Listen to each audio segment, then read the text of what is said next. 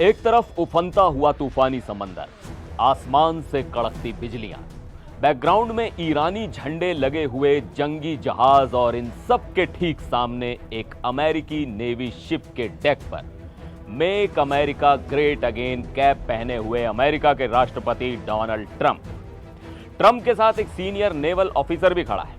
Trump के social media platform truth social पर यह एआई जनरेटेड तस्वीर पोस्ट हुई है, लेकिन बवाल इस तस्वीर से ज्यादा इसके कैप्शन ने मचा दिया है। कैप्शन में सिर्फ एक लाइन लिखी है, इट वॉज द काम बिफोर द स्टॉर्म, यानी ये तूफान से पहले की शांति थी। इसी एक लाइन ने पूरी दुनिया के जियोपॉलिटिकल कॉरिडोर्स में एक डरावना बज़ क्रिएट कर दिया है। नमस्कार, मैं हूं सिद्धार्थ प्रकाश। क्या ट्रंप ईरान पर किसी बहुत बड़े मिलिट्री स्ट्राइक की तैयारी कर रहे हैं? आज हम इसी की पूरी इनसाइड स्टोरी डिकोड करेंगे। न्यूयॉर्क टाइम्स की एक बेहद डिटेल्ड रिपोर्ट सामने आई है। इस रिपोर्ट के मुताबिक ट्रंप अभी बीजिंग के एक हाई स्टेक दौरे से वॉशिंगटन लौटे ही थे कि उनके सामने ईरान को लेकर कई मेजर डिसीजंस आ गए। दरअसल स्ट्रेट ऑफ होर्मुज में भारी टेंशन चल रही है। ग्लोबल ऑयल सप्लाई का लगभग 5वां हिस्सा इसी पतले समुद्री रास्ते से गुजरता है।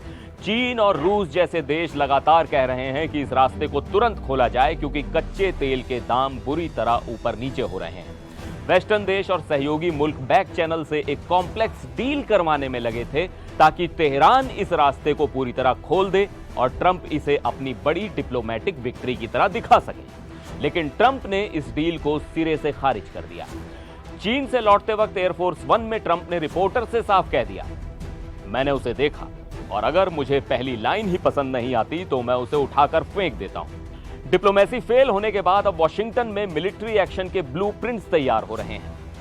ट्रंप ने पिछले महीने ही ऑपरेशन एपिक फ्यूरी को होल्ड पर डालकर सीज फायर का ऐलान किया था, लेकिन अब पेंटागन इसके रीएक्टिवेशन के कंटिंजेंसी प्लान्स फाइनल कर रहा है।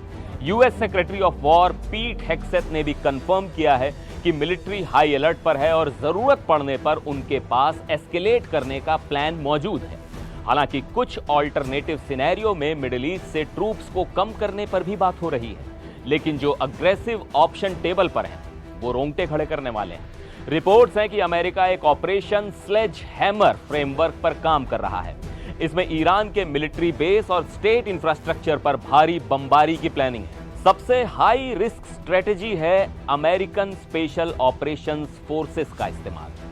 ये एलीट कमांडोज एक सर्जिकल इन्फिल्ट्रेशन के जरिए ईरान की बेहद सुरक्षित इस्फहान न्यूक्लियर फैसिलिटी के अंदर घुसकर वहां मौजूद न्यूक्लियर मटेरियल को टारगेट कर सकते हैं। न्यूयॉर्क टाइम्स के मुताबिक इसी टैक्टिकल ऑप्शन को खुला रखने के लिए इस साल की शुरुआत में ही सैकड़ों स्पेशल ऑपरेशंस ट्रूप्स को मिडिल ईस्ट में फॉरवर्ड डिप्लॉय कर दिया गया था। हालांकि एडमिनिस्ट्रेशन के अधिकारी खुद मानते हैं कि इतने कॉम्प्लेक्स ग्राउंड मिशन में कैजुअलिटीज का बड़ा रिस्क है। वॉशिंगटन से आ रही इन खबरों पर ईरान ने भी कड़ा रिएक्शन दिया है। ईरान के संसद अध्यक्ष मोहम्मद बघेर गालिबाफ ने सोशल मीडिया पर साफ चेतावनी दी है, हमारी आर्म्ड फोर्सेस किसी भी अग्रेशन का करारा जवाब देने के लिए पूरी तरह तैयार हैं। फिलहाल ट्रंप डुअल ट्रैक अप्रोच अपना रहे हैं। वो ईरान को वेरी बैड टाइम की धमकी भी दे रहे हैं और नेगोशिएशन का हिंट भी दे रहे हैं। व्हाइट हाउस ने अभी तक किसी स्ट्राइक की ऑफिशियल कंफर्मेशन नहीं दी है, लेकिन ट्रंप की उस तूफान वाली पोस्ट और पर्शियन गल्फ में अमेरिकी सेना के भारी जमावड़े को देखकर आप क्या सोचते हैं? क्या दुनिया एक और बड़े युद्ध के मुहाने पर खड़ी है? कमेंट्स में अपनी राय जरूर बताइएगा। फिर मिलेंगे एक और वीडियो में। आप देखते रहिए एनडीटीवी इंडिया।